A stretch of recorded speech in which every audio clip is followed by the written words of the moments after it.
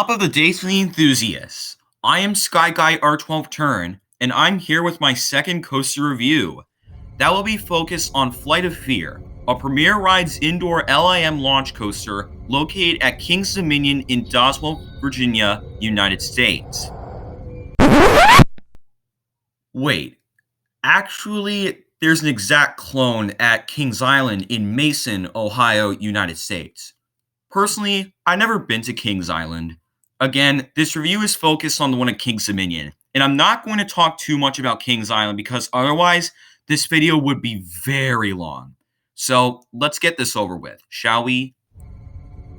Flight of Fear reaches a maximum height of 74.2 feet, speeds up to 54 miles per hour, a length of 2,705 feet, a ride time of 2 minutes and 24 seconds, has 4 inversions, and pulls a total of 4.5 positive Gs. These aren't impressive stats, but they're just fine for a multi-looper. Now, let's get into the history.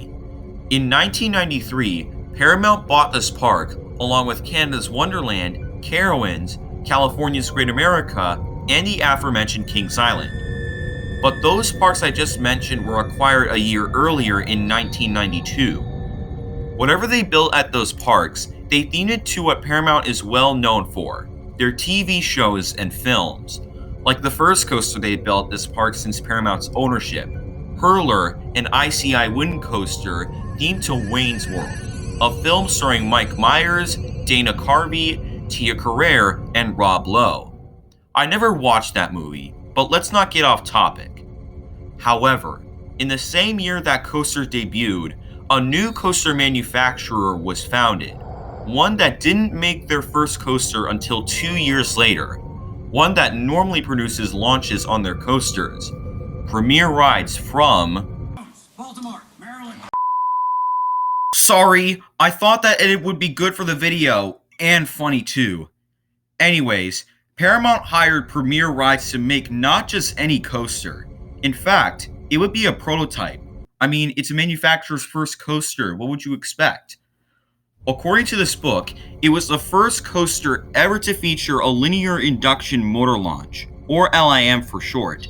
It also says it was the one at Kings Island, but RCDB doesn't have the full opening date. The one at Kings Dominion does, June 18th, 1996. They both open as Outer Limits Flight of Fear, which makes sense since it's themed to the Paramount TV show, The Outer Limits. But then, in 2001, the theme was removed and the ride's name was shortened to Flight of Fear. Speaking of the name, let's talk about it. I think this is a great name. The flight is all about the ride experience. From the moment you launch out of the station and go into the layout, that's where flight is given in the name. Not to mention, there's a flying saucer in the station, and those things are meant to fly. Now, what about the fear? That explains how dark the theme is. There aren't many lights on in the queue.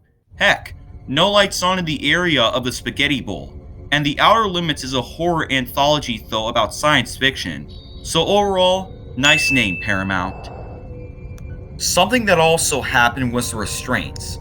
Flight of Fear originally opened with really big over-the-shoulder restraints that look really worse than the Comfort Collars, but they were converted to lap bars with shin guards. I really appreciate it, but these definitely aren't one of the best lap bars in the industry. Like I said, they have shin guards, and unlike the Mr. Freeze Reverse Blast clones, I don't think I can find an element on the ride where they serve a purpose.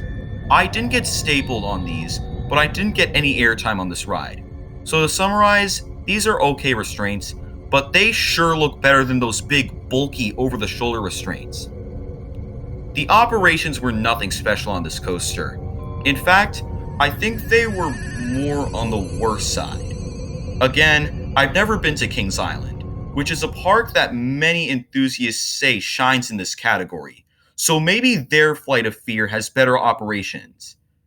And now, time for the ride experience. First, you launch it to the Spaghetti Bowl layout at its top speed.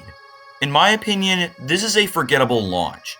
I think the G's are on the middle side when it comes to launches, but that's not the only problem with it. It also has a noticeable jitter. Wait, no. More than a noticeable jitter. There's more than one. I don't dislike this launch so much.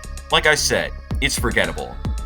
Next, you run into the Cobra Roll, which I think that's where you feel the most positive G's, but I tell you, I did not gray out on this element. Not even close. Yeah, even when the lights were off, my vision wasn't darkening. So what possibly gives? Next up is the ride's third inversion, a Sidewinder. I didn't get any hang time here, but then, this is where the ride wastes its track.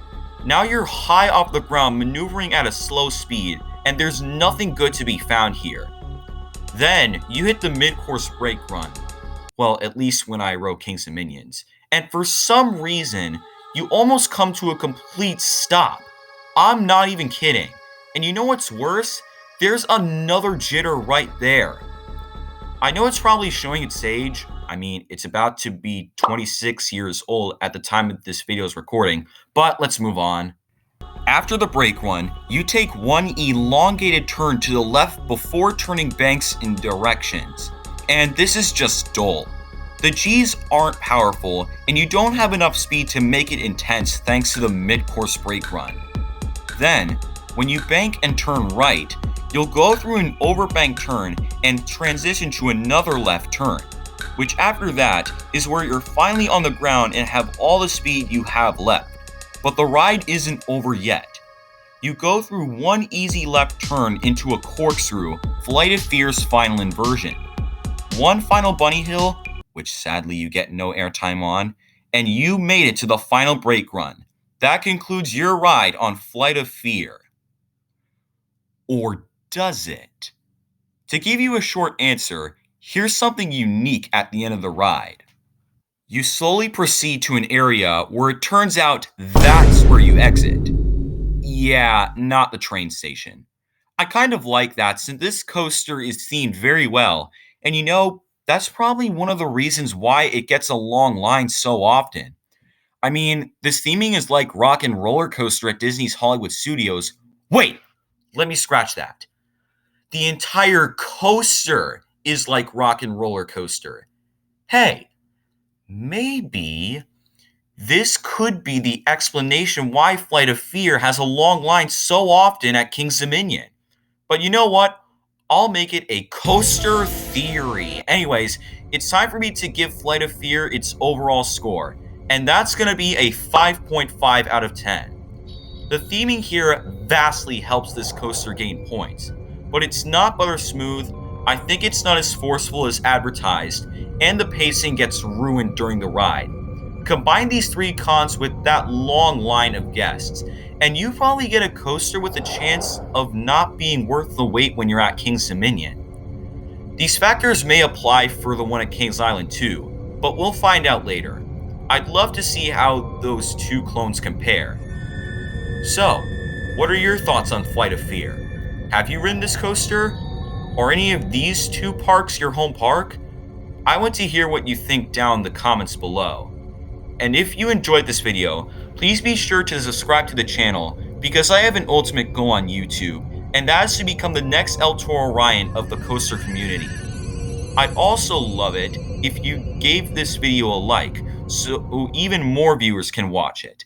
And don't forget to check out my Roblox account, where you can friend/follow me and have the rare chance of playing a Roblox game with me. Thank you all so much for watching, and I will see you all in the next video.